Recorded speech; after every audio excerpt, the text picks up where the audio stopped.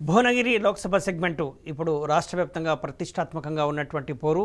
గత లోక్సభ ఎన్నికల్లో కేవలం 30,000 మెజార్టీతో మాత్రమే టీఆర్ఎస్ గెలుచుకుంది. ఇక్కడి నుంచి బూరా నర్సయ్య గౌడ్ గెలిచారు. కాంగ్రెస్ నుంచి సిట్టింగ్ ఎంపీ కోమటిరెడ్డి రాజగోపాల్ రెడ్డి 2014లో గట్టి పోటీ ఇచ్చారు అధికార టీఆర్ఎస్కు. ఆ తర్వాత స్థానిక సంస్థల కోటాలో ఎమ్మెల్సీగా ఎన్నికయ్యారు.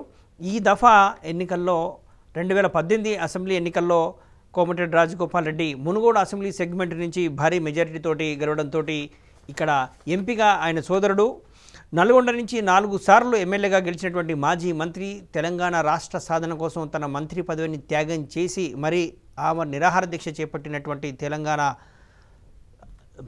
సాధన పోరాట యోధుడు కోమటిరెడ్డి వెంకటరెడ్డి బరిలోకి దిగుతున్నారు. ఇక్కడి నుంచి బీజేపీ తరఫున శ్యామ్ సుందర్ బరిలో ఉన్నారు. ఇక్కడ బీజేపీ పోరు నామమాత్రమే అని చెప్పుకోవచ్చు.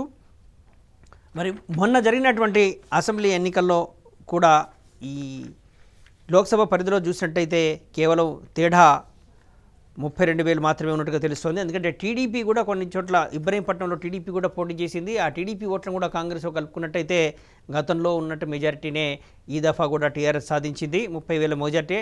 మరి ఈ లోక్సభ సెగ్మెంట్ పరిధిలో ఉన్నటువంటి 7 అసెంబ్లీ సెగ్మెంట్ల లోపల మునుగోడు కాంగ్రెస్ సిట్టింగ్ ఎమ్మెల్యేనే, తర్వాత నకరేకల్ కూడా కాంగ్రెసే గెలిచింది. కానీ గెలిచినటువంటి ఎమ్మెల్యే చిరుమర్తి లింగయ్య ఇటీవలే టీఆర్ఎస్లోకి ఫిరాయించారు.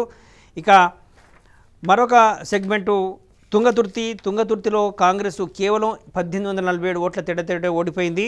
ఇక మరొక సెగ్మెంటు ఇబ్రహీంపట్నంలో అయితే కేవలం 376 ఓట్ల తేడాతోటే ఓడిపోయింది. స్వల్ప తేడాతోటే 2 సీట్లు ఓడిపోయింది.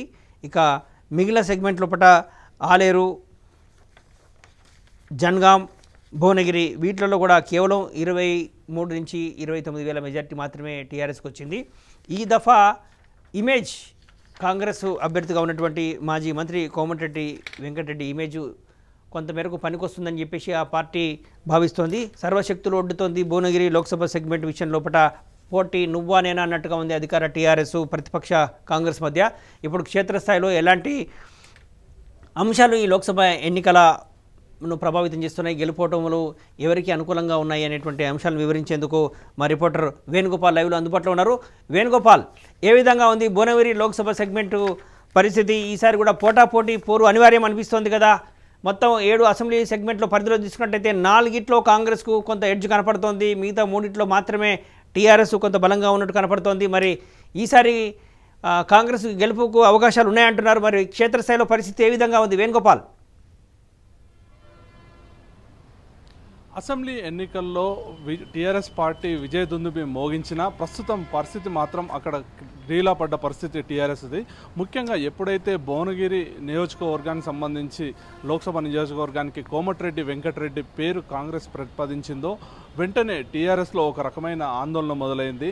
బలమైన అభ్యర్థిని బరిలోకి దింపడంతో ఒక్కసారిగా ఏదైతే టీఆర్ఎస్ శ్రేణులు కూడా ఒక రకంగా నిరుత్సాహపడ్డాయి. ఏదైతే 7 ఈ లోక్సభ పరిధిలో ఉన్నటువంటి అసెంబ్లీ సెగ్మెంట్ల వారీగా మనం చూసుకుంటే దాదాపు గత శాసనసభ ఎన్నికల్లో 5 స్థానాలు టీఆర్ఎస్ సొంతం చేసుకున్నా మిగతా మాత్రం ఏవైతే ఉన్నాయో ఆ 2 కాంగ్రెస్ సొంతం చేసుకుంది. అయినప్పటికీ దాదాపుగా ఒక భువనగిరి, జన్గాం, ఆలేర్ ఈ 3 కాన్స్టిట్యున్సీలు మినహాయిస్తే మిగతా అన్నిట్లో కూడా స్వల్ప తేడాతో కాంగ్రెస్ ఓడిపోవడం జరిగింది. ఒక 2 కాన్స్టిట్యున్సీలోనే కాంగ్రెస్ విజయం సాధించింది. అయినప్పటికీ ఇప్పుడు ప్రస్తుతం కోమటిరెడ్డి బ్రదర్స్ ఒక్కసారి రంగంలోకి దిగడంతో టీఆర్ఎస్ పార్టీ పూర్తిగా డీలా పడిపోయింది. గతంలో టీఆర్ఎస్ పార్టీ ఏదైతే తప్పిదాలు చేసిందో ఆ తప్పిదాలన్నీ కూడా ఇప్పటికే నియోజకవర్గ వారిగా సమావేశాలు ఏర్పాటు చేసి ఓటర్లను ఆకట్టుకునే ప్రయత్నం కోమటిరెడ్డి బ్రదర్స్ చేస్తున్నారు. ముఖ్యంగా ఏదైతే గతంలో ఎంపీగా రాజగోపాల్ రెడ్డి పనిచేశారో ఆ టైంలో చేసినటువంటి అభివృద్ధి నేటికి అవే పన్నులు ఉన్నాయి తప్ప గడిచిన 5 ఏళ్ల కాలంలో టీఆర్ఎస్ పార్టీకి సంబంధించిన ఎంపీ ఏ ఒక్క అభివృద్ధి కార్యక్రమం చేపట్టలేదని, ముఖ్యంగా ప్రజలు ఆరోగ్యం కోసం నీమ్స్ అనేది ఆ రోజు ఏర్పాటు చేయడం జరిగింది కోమటిరెడ్డి రాజగోపాల్ రెడ్డి ఎంపీగా ఉన్న సమయంలో. నేటికి ఇది అందుబాటులోకి రాలేదు. దానికోసం ప్రభుత్వం మాత్రం ఏ రకమైన చర్యలు తీసుకోలేదు. మరోవైపు కేంద్రంతో మాట్లాడి మేము దీన్ని ఎయిమ్స్ స్థాయికి తీసుకువెళ్తామని చెప్పినా కానీ కార్యరూపం దాల్చలేదు. ఇది ఒక రకంగా ఆ ప్రాంతంలో ఉన్నటువంటి వారందరూ కూడా మాకు ఏదైతే ప్రభుత్వం సంబంధించి ఏర్పాటు చేసినటువంటి హాస్పిటల్ ఉందో ఇది అందుబాటులోకి రాలేదు అని చెప్పి ఒకవైపు నిరుత్సాహం ఉంది. మరోవైపు రైతాంగాన్ని తీసుకున్నట్లయితే రైతాంగానికి సంబంధించి ఆ రోజు రాజగోపాల్ రెడ్డి ఎంపీగా ఉన్న సమయంలో ఏదైతే పునాది కానీ కాల్వ కానీ పిలాయిపల్లి కాల్వ కానీ ఆ రోజు సొంత డబ్బులు పెట్టుకొని పని చేసిన పరిస్థితి ఉంది. ప్రభుత్వం నుండి బకాయిలు రావాల్సి ఉన్నప్పటికీ సకాలంలో విడుదల చేయకపోవడంతో వెంటనే సొంత డబ్బులు ఖర్చు పెట్టి ఆ రోజు కాలువలు తీసి రైతాంగానికి నీరు అందించిన పరిస్థితి. కానీ నేటి వరకు కూడా ఈ గడిచిన 5 ఏళ్ల కాలంలో మాత్రం అధికార పార్టీకి సంబంధించిన ఎంపీ కనీసం వాటిని వెడల్పు చేయడం కాదు, కనీసం కొంతనైనా కొంత రైతులకు నీరిచ్చే ప్రయత్నం మాత్రం చేయలేకపోయారని చెప్పేసి కూడా అక్కడ గ్రౌండ్ లెవెల్లో మనం వాస్తవంగా చూసుకుంటే రైతులు ఇప్పటికీ అక్కడ విమర్శిస్తున్న పరిస్థితి ఉంది. ముఖ్యంగా వ్యవసాయ రంగం, అలాగే మరోవైపు నిరుద్యోగ సమస్య. భువనగిరి నియోజకవర్గానికి సంబంధించి ఐటీ సెక్టార్ అనేది తీసుకువస్తామని చెప్పి ప్రభుత్వం హామీ ఇచ్చినప్పటికీ వాస్తవ రూపం దాల్చలేదు. దీంతో అక్కడ ఉన్నటువంటి నిరుద్యోగులు కూడా ప్రతి ఒక్కరు కూడా మండిపడుతున్న పరిస్థితి నెలకొని ఉంది. ముఖ్యంగా ఉపాధి లేక ప్రతినిత్యం భువనగిరి నుండి హైదరాబాద్కి అక్కడ ఉన్నటువంటి యువత తరలి వెళ్తున్నారు. ఏదైతే ఆ రోజు గెలిచిన సందర్భంలో ఇచ్చినటువంటి ప్రధాన హామీల్లో టీఆర్ఎస్ పార్టీ మేము నిరుద్యోగులకు ఉపాధి అవకాశాలు కల్పిస్తాం, ఇక్కడ పరిశ్రమలు స్థాపిస్తామని చెప్పారు. కానీ అందులో చూసుకున్నట్లయితే నేటికి కూడా అక్కడ ఒక్క పరిశ్రమ వచ్చిన పరిస్థితి లేదు. దీంతో అధికార పార్టీ రానున్న ఎన్నికలను ఎలా ఎదుర్కోవాలి అనే ఒక రకమైన, అంటే ముందుగానే ఒకవైపు బలమైన ప్రత్యర్థి ఉన్నాడు, మరోవైపు ఏవైతే హామీలు ఇచ్చారో ఆ హామీలు నెరవేర్చలేని పరిస్థితి ప్రస్తుతం భువనగిరిలో నెలకొని ఉంది. ఈ నేపథ్యంలో ఓట్లు ఎలా అడగాలి అనే దానిలో ఒక రకంగా అంతర్మదంలో టీఆర్ఎస్ పార్టీ పడిందని చెప్పవచ్చు. కోమటిరెడ్డి బ్రదర్స్ మాత్రం ప్రతినిత్యం ఒకవైపు ఏదైతే గతంలో వీరు చేసిన అభివృద్ధి ఉందో దాంతోపాటు నియోజకవర్గంలో ఉన్నటువంటి ప్రతి ఒక్క ముఖ్య నాయకుడిని కలుపుకొని, అలాగే ప్రతి ఒక్క నాయకునితో ముఖాముఖిగా మాట్లాడుతూ వారికి ఉన్నటువంటి సమస్యలు మేము పరిష్కరిస్తామని చెప్పి, అలాగే ఏవైతే వివిధ గ్రామాలు ఉన్నాయో ఈ నియోజకవర్గ పరిధిలో ఉన్నటువంటి రైతాంగం ఎదుర్కొంటున్న సమస్యలు ప్రధానంగా పేరుకే ప్రభుత్వం కాళేశ్వరం ప్రాజెక్టు నీళ్లు అందిస్తామని చెప్పినప్పటికీ వాస్తవ రూపంలో మాత్రం కొద్ది శాతం కూడా అక్కడ గ్రౌండ్ లెవెల్లో మాత్రం పనులు మాత్రం ప్రారంభం కాలేదనే ఒక నిరుత్సాహం మాత్రం రైతాంగంలో ఉంది. ఇందుకు సంబంధించి కూడా మేము చర్యలు తీసుకుంటామని చెప్పి కోమటిరెడ్డి బ్రదర్స్ హామీ ఇస్తున్నారు. మరోవైపు తీసుకున్నట్లయితే ఏదైతే ఈ 7 అసెంబ్లీ సెగ్మెంట్లు ఉన్నాయో దాదాపుగా ఒక 2 సెగ్మెంట్లో మాత్రం అసెంబ్లీ సెగ్మెంట్లో మాత్రం ఇప్పటికే టీఆర్ఎస్ అక్కడ ఓడిపోయిన పరిస్థితి ఉంది.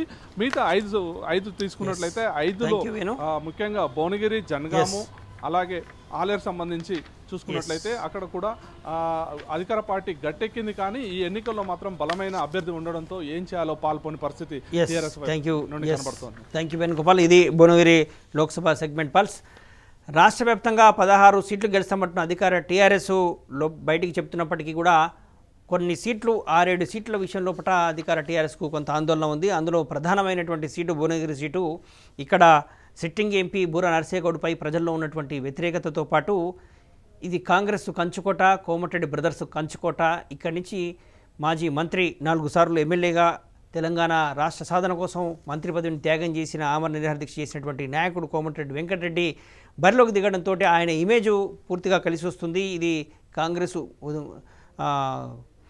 గెలుచుకోవడానికి ఆస్కారం ఉంది అనేటువంటిది రాజకీయ వర్గాల విశ్లేషణతో పాటు టీఆర్ఎస్లో కూడా ఈ రకమైనటువంటి చర్చ జరుగుతుంది. ఇంకోటి, గత ఎన్నికల్లో కేవలం స్వల్ప తేడాతో మాత్రమే 30,000 ఓట్ల తేడాతో మాత్రమే గెలిచారు. మొన్న జరిగినటువంటి అసెంబ్లీ ఎన్నికల గణాంకాలు కూడా అవే చెప్తున్నాయి. కేవలం తేడా 30,000 ఓట్లు మాత్రమే ఉన్నట్టుగా కనపడుతోంది. దాంతో ఈ గ్యాప్ కవర్ చేసుకోవడం అనేది పెద్ద విషయం కాదు, ఇంత ఇమేజ్ ఉన్నటువంటి నాయకులకు అనేటువంటిదే చర్చ జరుగుతుంది. ఇది భువనగిరి లోక్సభ సెగ్మెంట్ పల్స్.